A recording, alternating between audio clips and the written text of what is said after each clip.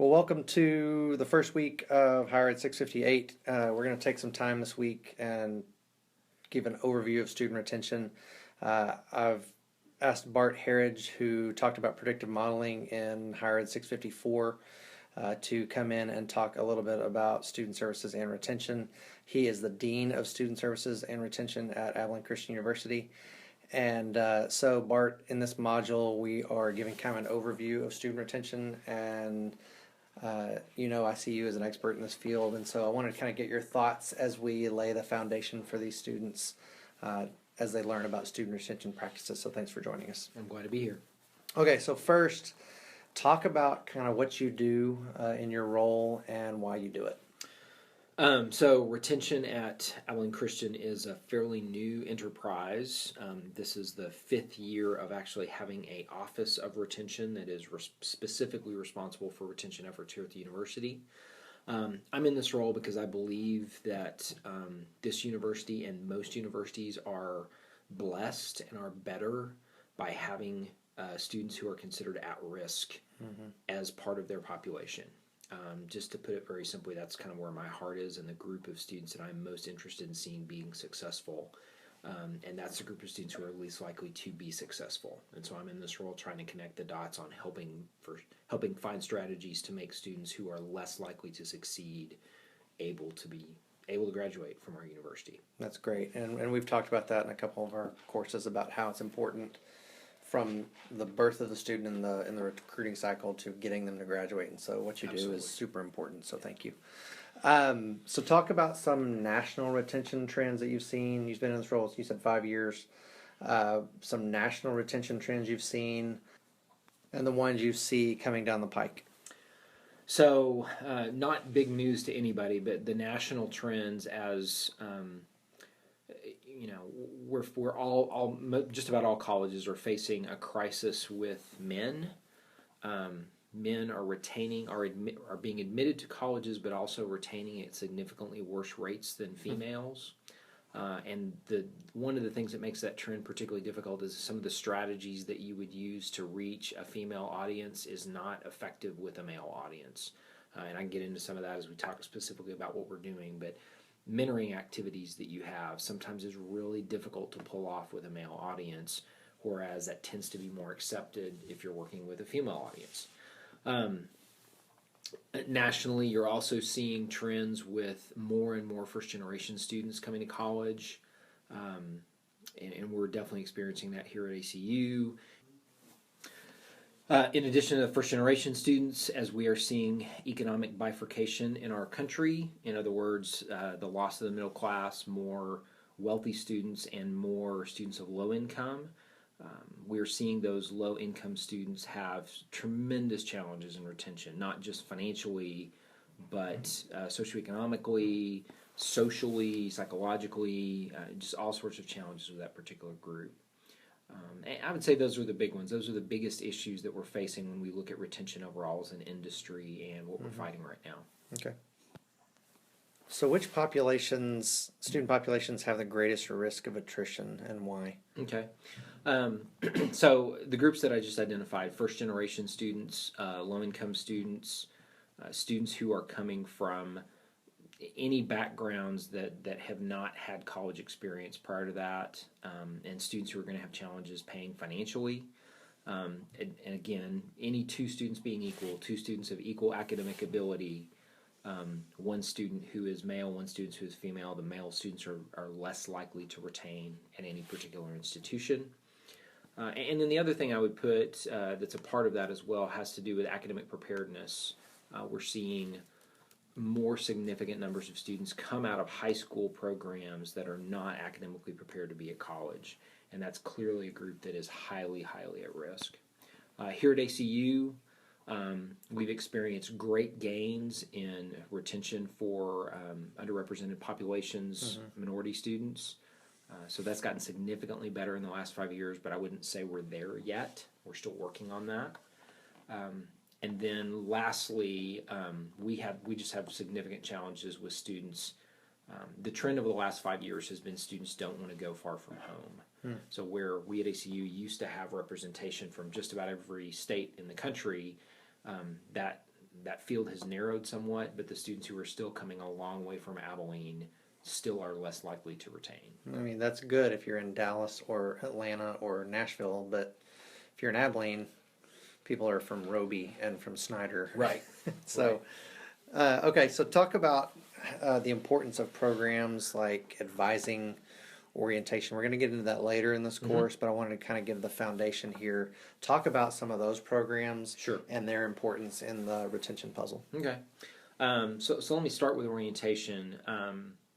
We think it's one of the biggest early indicators that you can have of how students are going to begin to fit in on your campus. We made some significant changes to our orientation programs this past year, and I feel like we're moving down a very successful path.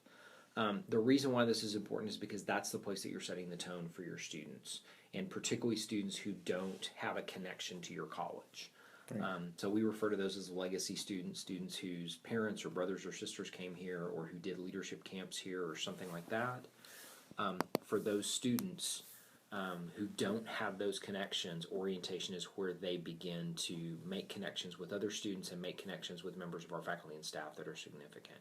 So doing things in orientation, like you don't treat everybody the same in orientation. Sure. You take groups within that and begin to address them where they are, as opposed to here's our cookie cutter plan for how we're going to orient all of our freshmen, because all of your freshmen are not the same. Right. Jumping to advising, advising has become a very different, I'll back up and say that the model for advising is starting to change very, very significantly. So advising used to be, what classes do you need to take to graduate? Right. And the new question in advising is, how are you doing? Right. Do you have all the tools that you need to be successful? Right. So we have computer programs now that can do a really good job of telling a student what classes they need to take. What we don't have and what we are working toward is finding solutions for people who are in relationship with students enough to know when they're struggling and how to get them in touch with resources that are going to help them when they're struggling. That's great. So you talk about things changing. What are some examples of some successful retention practices you've seen and some failed retention practices that you've seen or experienced? Okay. So I'll start with some of the failed things maybe. That's kind of more fun, I guess, in some ways, to talk about things that crashed and burned. We've done different things here, and I've heard of different things at conferences and from colleagues. This idea of we're going to fix systems to improve retention, I think is a pretty flawed idea at its premise. And here's what I mean by that. So one of the first retention efforts we had here at ACU was a retention, I can't remember what it was called, retention task force or committee or one of those things. And the idea behind that group was nobody was specifically responsible for retention because retention is everybody's job. That's the bumper sticker. So is recruiting. Right. Exactly. And yet somebody is responsible for recruiting because they are. Exactly. So with retention, when it's everybody's job, it's nobody's job, and nobody thinks about it on a full-time basis. Right. And so that was always problematic, because at the end of the day, if I have to choose between part of my job that's retention and the part of my job that actually represents my title, I'm going to do the job that's my title, right? Because I'm not going to get fired if I focus on the other. So that's one. I think that's one failed strategy that everybody has tried over the years. Is, hey, we're going to share responsibility for retention with everybody. Ultimately, you need one or two people on your campus, and it is their job. It is in their job description. It is their job description to be retention agents. Sure. A second thing I would say is, again, sort of what I addressed before, is this idea behind, well, if we fix all the systems, that's going to retain students. So we're going to fix the way that students register for classes. We're going to fix the bill. We're going to make it really simple. We're going to fix our financial aid processes. We're going to fix the way that students get their parking passes. Those things are great. They're useful. They're needed. Those are customer service pieces. They're not going to add to your retention. They may take away from your retention. Sure. That may be a student who's already frustrated who says, and plus the fact that I don't fit in here, I can't register for classes the right way, and I can't get a parking pass or whatever else. Oh, that's interesting. Yeah. So it's almost, it can be a negative if you're not doing it well, but it's not necessarily going to be a positive if you fix all those things. Right. So those are some failed things. I think successful efforts at the end of the day, Tinto has been telling us since the 60s that it's about relationship. Mm-hmm. And so when we start looking at what successful efforts have been, it is about creating relationships with students so that first generation or low income or whatever group that you're looking for, students need to feel comfortable, they need to feel that they fit at your institution, and they need to know they have a place to go that they can ask really stupid questions that they don't want to ask to their peer groups. Absolutely. And everything that we've done here at ACU that I think has been successful has been built around that idea. And so we have really moved all in, particularly the retention office here reports to student life. We have moved all in on student mentoring, and we've been doing several different types of programs over the last several years with at-risk students, providing them with a mentor on campus to work with them, and we are seeing some pretty great results from that, actually moving the retention number. As an example, this past year, we have one residence hall that has historically underperformed from a retention perspective. It's our sort of considered the other male residence hall. It's averaged about 60 to 65% retention over the last several years. It retained this past year at 77%.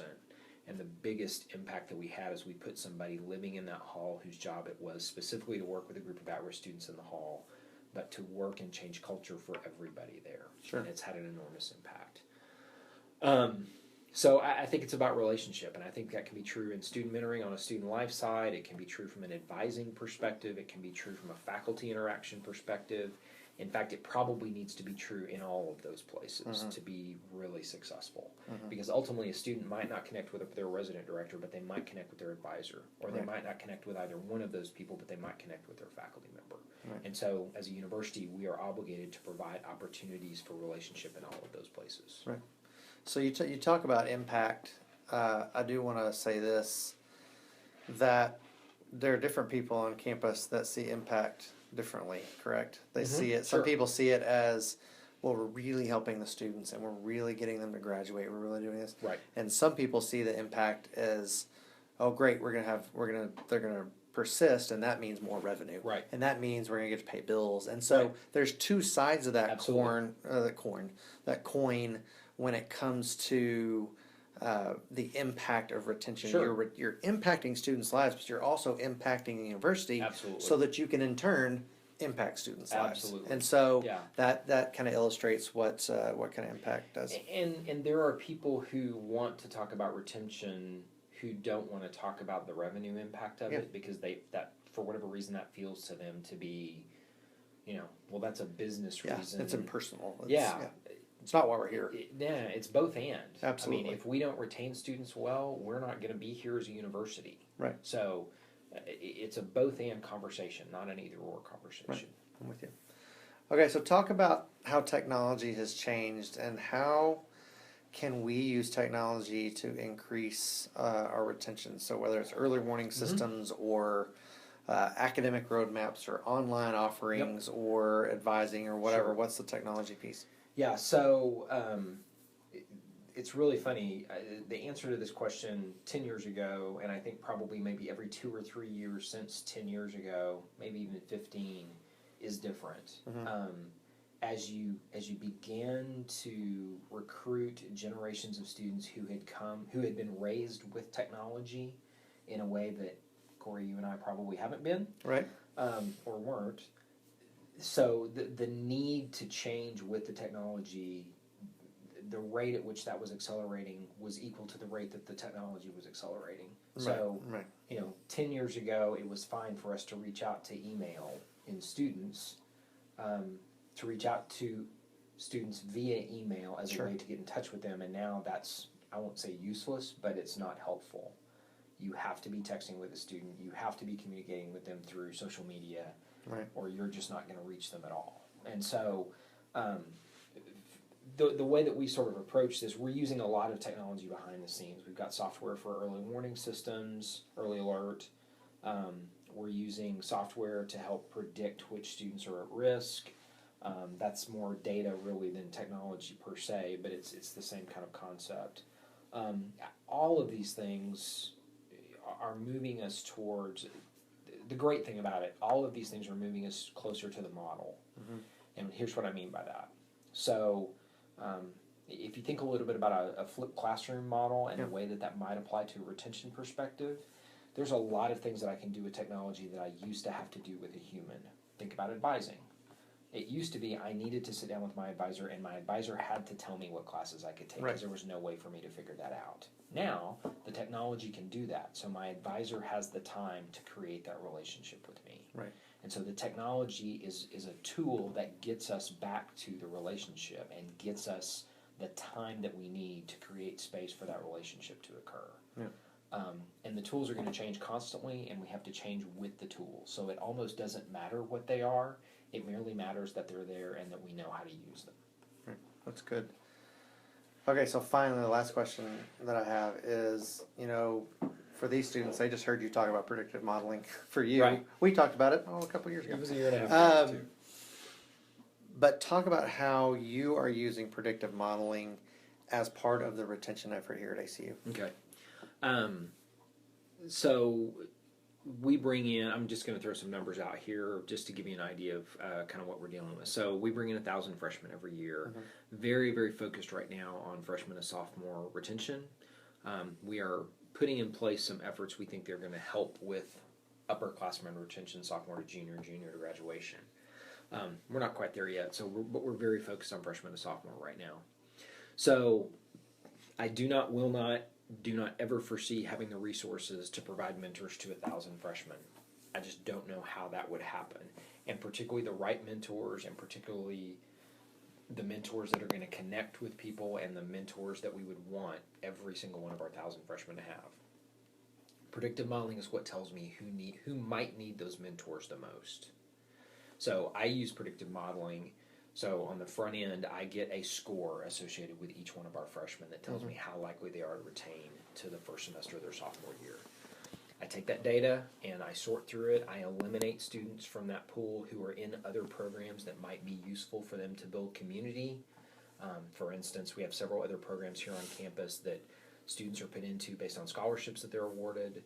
I tend to exclude students who are athletes from that group because they tend to find community through the athletic groups that they're a part of and their coaches. I tend to exclude students who are in band from that process because they are finding community through that. Anybody who's part of another community. So we're trying to really isolate the students who there's some intuition there. It's not just... Yeah, absolutely. But we're using the data then within that to land on a group that this is a group that we've identified as at risk, who's not in any other program that might be there to support them. They're just standing in the gap. And so that's the group that we target on the front end. Common phrase, everybody on my staff will tell you I say this way more than they're interested in. It's just data. It's not real life. So we identify students who are at risk who we meet with and find out they're great and they don't need anything at all. And we run into other students that we would have never identified as at risk who end up leaving. And so it's not an exact science by any stretch of the imagination. What it is a guidepost. It gives us a starting place to take that 1,000 and cut that down to a reasonable number that we can work with, that we believe that if we have an impact on that population, we can impact the overall retention number. That's good. So just like the other types of technology, predictive modeling is just simply a tool for us that allows us to segment and pursue strategically a group of students that we believe can help us move the retention needle, both to help the students and to drive revenue for the university. That's great. So, well, thanks for taking time to talk to me and to talk to our class, and we appreciate what you do. Happy to do it.